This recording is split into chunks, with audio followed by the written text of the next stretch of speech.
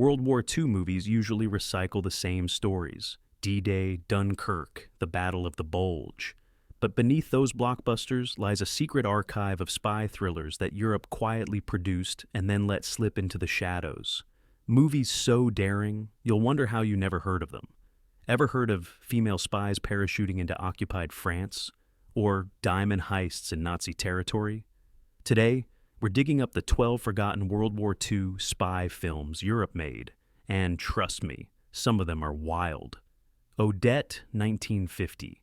Let's start with one of Britain's earliest post-war spy films, Odette. And no, this isn't some glamorous James Bond escapade. It's the bone-chilling true story of Odette Sansom, a French mother of three who became one of the most decorated women of the war. The British Special Operations executive recruited her, and she parachuted into Nazi-occupied France, delivering messages and coordinating sabotage missions under constant threat of capture. Of course, the Gestapo eventually caught her, and this is where the film separates itself from typical Hollywood gloss. Anna Neagle, who plays Odette, spends half the film enduring brutal interrogations and imprisonment in Ravensbrück concentration camp. Yet, she never gave up a single secret. Her quiet resilience isn't just patriotic, it's downright terrifying when you realize it really happened. The film doesn't sugarcoat her ordeal. The atmosphere is stark, almost documentary-like. No sweeping orchestras, no romantic side plots, just the relentless test of human endurance. And in 1950, audiences weren't quite ready for something that raw, which is why, despite being a huge hit in its day, Odette slowly disappeared from the conversation. Watching it now feels like unearthing a time capsule of European wartime cinema, where the line between propaganda and testimony blurred. Forget the Bond girls, Odette Sansom was the real deal, and the film honoring her remains one of the most powerful unsung spy dramas of the era. School for Secrets, 1946. Imagine this: a war film with almost no bullets flying, no tanks rolling, and yet it's all about life or death espionage. That's School for Secrets.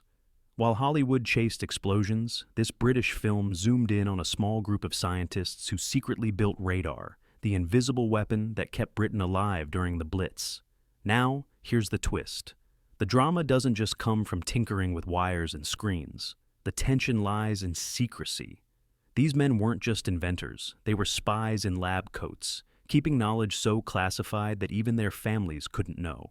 Enemy agents were desperate to penetrate this inner circle, and every scene reminds you that one leak could mean the collapse of Britain's entire defense system. It's not flashy, no daring motorcycle chases across occupied France. Instead, it's claustrophobic offices, hushed conversations, and the gnawing pressure of a responsibility. Robert Donat plays the lead scientist with a mix of nervous brilliance and quiet courage. What makes the film fascinating is how it honors the unsung war heroes we rarely see in cinema. The brainiacs who changed the tide of war not by firing rifles but by outsmarting enemy intelligence. Today, almost nobody talks about it, maybe because it lacks the easy thrills of traditional war films. But watch it closely, and you realize School for Secrets is one of the most authentic spy stories ever made. Not about double agents in trench coats, but about keeping secrets so vital that the future of Europe depended on silence. Carve Her Name with Pride, 1958. If Odette was Britain's first great female spy film, Carve Her Name with Pride took that template and carved it deeper into cinema history. This one tells the story of Violette Szabo, another special operations executive agent, half English, half French, who became a legend of resistance. Virginia McKenna plays her with understated toughness, showing how an ordinary woman could become extraordinary in wartime. The film doesn't waste time with flashy heroics. Instead, it takes us on Violette's parachute drop into occupied France, her dangerous courier missions, and her fierce firefight with German troops before her eventual capture. What makes it unforgettable is that it doesn't shy away from her tragic ending, executed at Ravensbrück at just 23 years old. McKenna's performance is haunting. There's a heartbreaking scene where Violette recalls her husband, a soldier killed in battle, as she continues her mission, knowing full well she may never return. It's raw, emotional, and devastating in its simplicity. What's wild is that when it released in 1958, it struck audiences like lightning, but then it vanished from the cultural memory as louder, bigger-budget war films took over. And yet, if you compare this to later spy thrillers, it still feels fresh, because it isn't about gadgets or bravado, but about courage under the cruelest pressure imaginable. Carve Her Name with Pride doesn't just tell Violette Szabo's story, it makes you feel it. And that's why, even if it's forgotten by the masses, it remains a gold standard World War II spy film. Ill Met by Moonlight, 1957. Here's a story that sounds like pure Hollywood fiction, but it actually happened. Ill Met by Moonlight tells the tale of a British commando raid so audacious, you'd swear it was a pulp adventure novel. In 1944, a team of SOE agents kidnapped German General Heinrich Kreipe from his car in Crete, then smuggled him across mountains with German patrols hunting them at every turn. Dirk Bogarde stars as the dashing British officer in charge, and while the film definitely plays up the adventure angle, it never loses the nail-biting suspense. Every step through the rugged Cretan landscape feels like a gamble with death. And unlike Hollywood's polished war stories, this film leans into grit, exhaustion, hunger, and the constant threat of betrayal. What's fascinating is that Powell and Pressburger, the legendary directing duo behind The Red Shoes and Black Narcissus, helmed this. But instead of vibrant Technicolor fantasies, they delivered a muted, shadowy spy tale that feels far more grounded. When it came out, critics admired it, but over time it was overshadowed by bigger war movies. And yet, the true story remains jaw-dropping. Ordinary commandos pulling off one of the most daring kidnappings of the war. If you've ever wondered why Europe's spy films sometimes feel more authentic than Hollywood's, Ill Met by Moonlight is the answer. Less polish, more dirt under the fingernails, and a reminder that sometimes reality is stranger than fiction. 5 Branded Women, 1960. Now here's one you've probably never heard anyone mention. 5 Branded Women. Unlike the neat heroics of British spy films, this one dives headfirst into the messy politics of occupied Yugoslavia.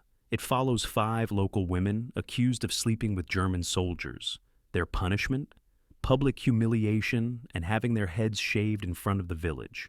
Brutal doesn't even begin to cover it. But here's where the story twists. They don't break. Cast out as traitors, these women join the resistance instead, serving as spies and saboteurs against the very occupiers who branded them. Suddenly, they're using the same relationships that once damned them to turn the tables.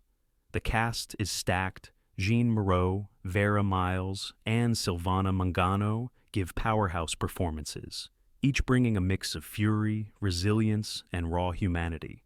The film doesn't glamorize resistance. It shows the cost, the shame, and the scars. But it also shows how ordinary people weaponized survival itself against an occupying force. When it premiered, it baffled audiences. Too harsh for mainstream appeal, too unconventional for Hollywood-style storytelling, which is exactly why it fell into obscurity. But, seen today, 5 Branded Women feels ahead of its time, a spy story stripped of glamour, showing resistance as a desperate act of necessity. It's not easy viewing, but it's a reminder that espionage during World War II wasn't always dashing men in trench coats. Sometimes it was the marginalized, humiliated, and underestimated who fought back hardest. Went the day well? 1942. If you thought British wartime cinema was all stiff upper lip patriotism, went the day well? We'll knock that image flat. This isn't just a spy film. It's an invasion nightmare disguised as a Sunday afternoon in a quiet English village. The plot? German soldiers sneak into town, dressed as British troops, pretending to be allies, and slowly reveal their real intentions. It's espionage, sabotage, and home front terror rolled into one chilling package. What makes this movie stand out is its timing. Released in 1942, Britain was still under threat of invasion. The fear that Nazis could appear on your doorstep wasn't far-fetched. It was a real possibility. So the film doubled as a thriller and a warning. Don't trust appearances, and never underestimate the enemy. The villagers, played by everyday British character actors, aren't heroes at first.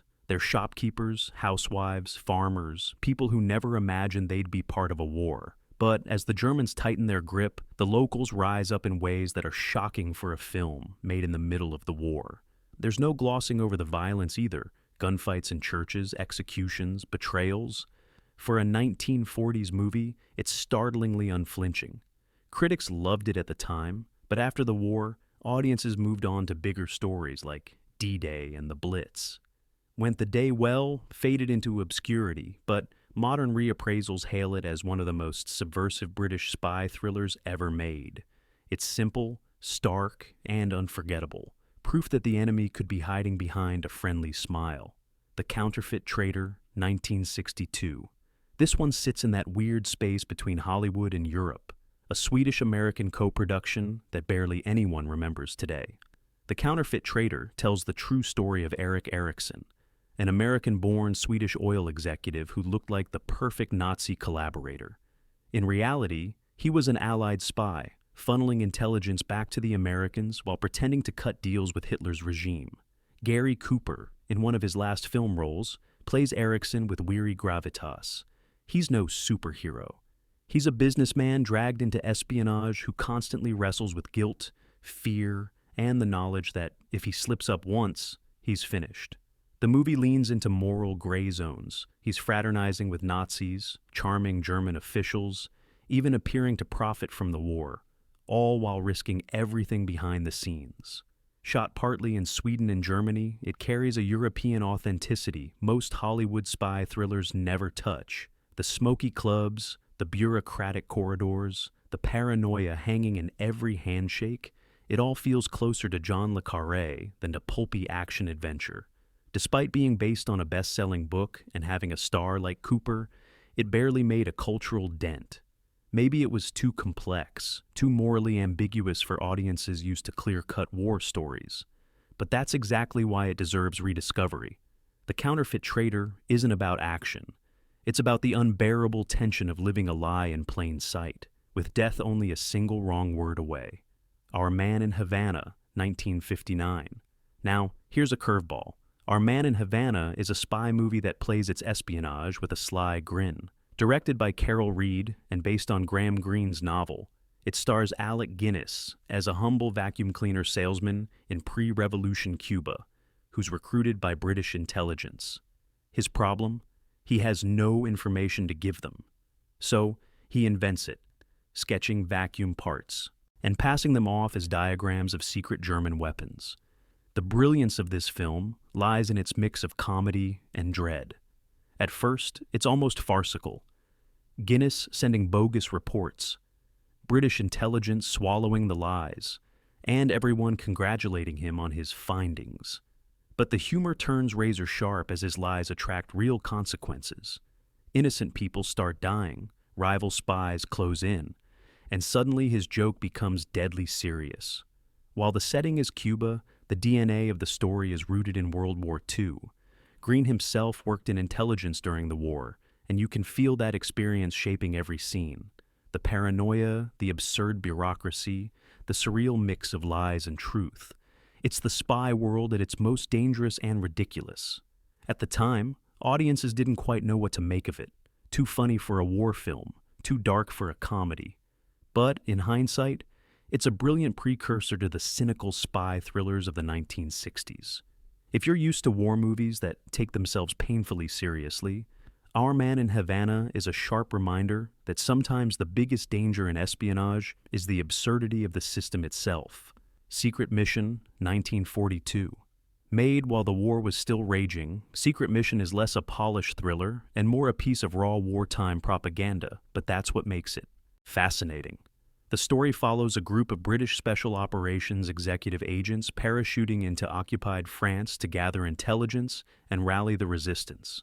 The cast includes Hugh Williams and Roland Culver, but the real star here is the tension of working undercover when discovery means certain death. The film leans into classic tropes, coded messages, double crosses, Gestapo raids.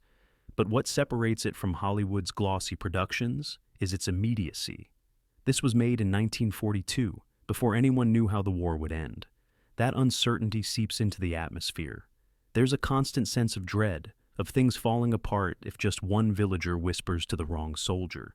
What also stands out is its use as a morale booster. It wasn't just entertainment. It was meant to remind British audiences that brave men were fighting a shadow war behind enemy lines. It has the brisk pace of a thriller, but beneath it is a message. We're out there, sabotaging, resisting, and helping France fight back.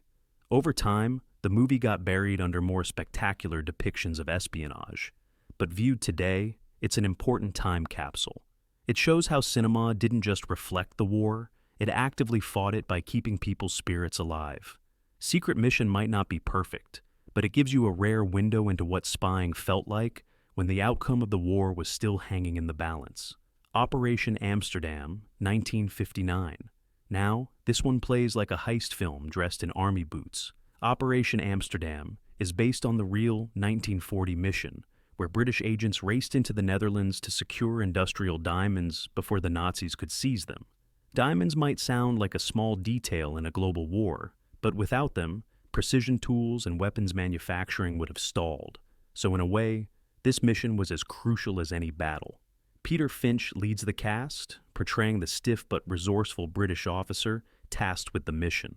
What makes the movie so gripping is how it blends war tension with heist film beats, dodging patrols, sneaking through occupied streets, loading loot under gunfire. Shot on location in Amsterdam, the bombed-out streets and canals add a sense of authenticity you can't fake in a studio. The story is full of suspense, but also grounded in realism. The agents aren't invincible. They're constantly scrambling, improvising, and dealing with the chaos of a country collapsing under invasion. Unlike Hollywood's larger-than-life heroes, these men feel ordinary, scared but determined, vulnerable but relentless. Critics at the time respected its accuracy, but audiences didn't flock to see a spy movie about diamonds. And so, Operation Amsterdam quietly disappeared.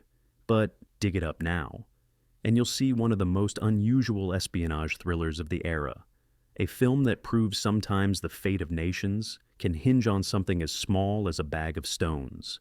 So, there you have it, 12 WWII spy films Europe made, then buried under the avalanche of Hollywood blockbusters. They don't have glossy explosions or over-the-top heroes, but what they do have is grit, guts, and the kind of stories that still feel fresh today. Which one surprised you most? Did you already know about any of these hidden gems? Drop your thoughts in the comments, and don't forget to subscribe for more cinematic deep dives. Who knows, maybe the next forgotten masterpiece is hiding on your watch list.